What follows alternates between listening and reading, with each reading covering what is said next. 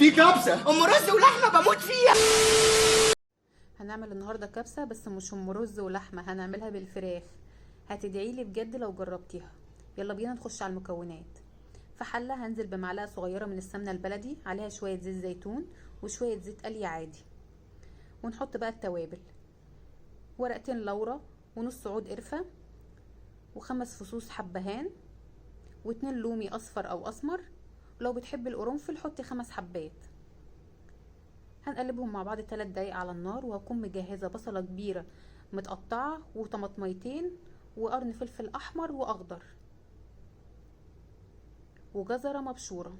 هنزل بالبصل على التوابل واقلبه على النار لمده 3 دقايق لحد ما يبدا يدبل معايا كده. 3 دقايق بالظبط، مش ازيد من كده، انا مش عايزاه ياخد لون.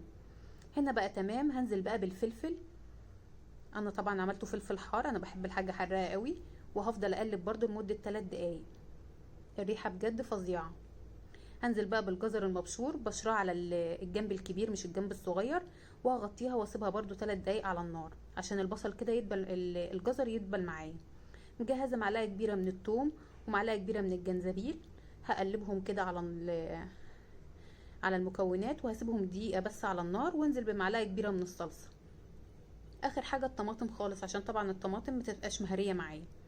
احط الطماطم، ومكون بقى رهيب يا جماعه بيخلي الكبسه في حته تانية خالص: بشر برتقان. ب... برتقانه واحده بس هنبشرها، ناخد القشر بتاعها ونبشرها. وقلبي بقى وشمي الريحه اللي هتطلع. هنزل بقى بالملح بتاعي والفلفل الاسود، لو عندك الفلفل حبه هيكون احلى، بيبقى جميل قوي، بس انا حطيت مطحون. وكنت غاسله بقى الفراخ ومظبطاها، انا عملتها بالاوراق. لو انت عندك الفرخه كامله هتقطعي الفرخه بالطول، وهتشيلي السلسله بتاعه الظهر عشان ما تزفرش الاكل. كل قطعه احطها اقلبها كده بحيث انها تيجي عليها كلها الخلطه. واكون مجهزه ميه بتغلي. لازم ميه بتغلي، مش عايزين نحط عليها الميه بارده وتفضل تقعد شويه على ما تغلي، لا، عايزين الميه تكون مغليه.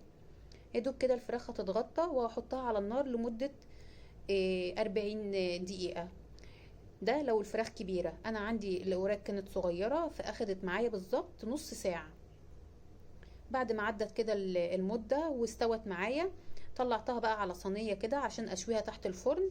دخلتها تحت الفرن عشان تاخد لون. وغسلت الرز البسمتي، غسلت كوبايتين من الرز، غسلتهم كويس وصفتهم، وهنزل بيهم في الخليط ده من غير ما ازود اي مية تانية. شوفي مقدار المية فيها عاملة ازاي،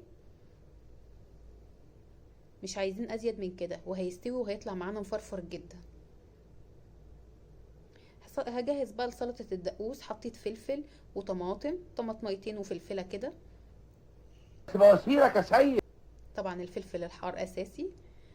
كزبرة وشبت كده عود وعود، مش كتير يعني قوي. و4 فصوص ثوم وليمونة. اضربيهم بقى كويس في الكبة كده لحد ما يبقوا ناعمين جدا.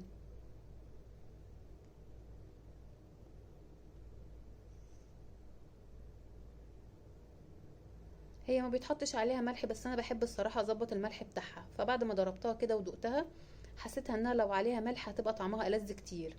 رشيت رشه خفيفه بس كده بحيث انها يظبط الطعم. جميله جدا.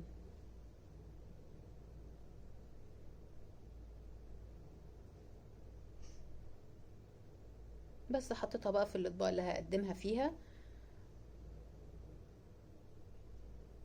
وكانت الكبسه وكل حاجه عندي بقت جاهزه.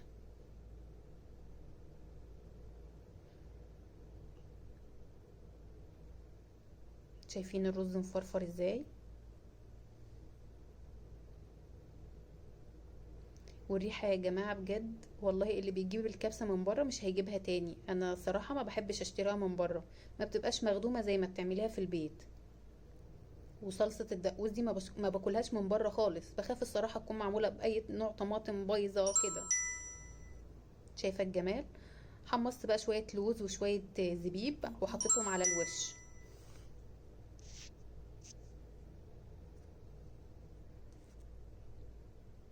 طبعا الاهم من الشغل ايه؟ تظبيط الشغل.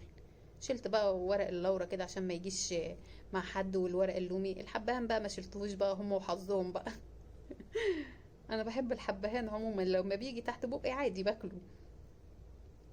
حطيت المكسرات. لو ما عندكيش مكسرات عادي تستغني عن الخطوه دي، ممكن تحمصي سوداني، اي حاجه، زبيب كده.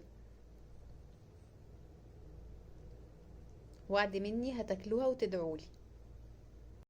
لو عجبك الفيديو ما تنسيش اشتركي في قناتي وتفعلي الجرس عشان يوصلك كل جديد، ودعموني بقى بلايك.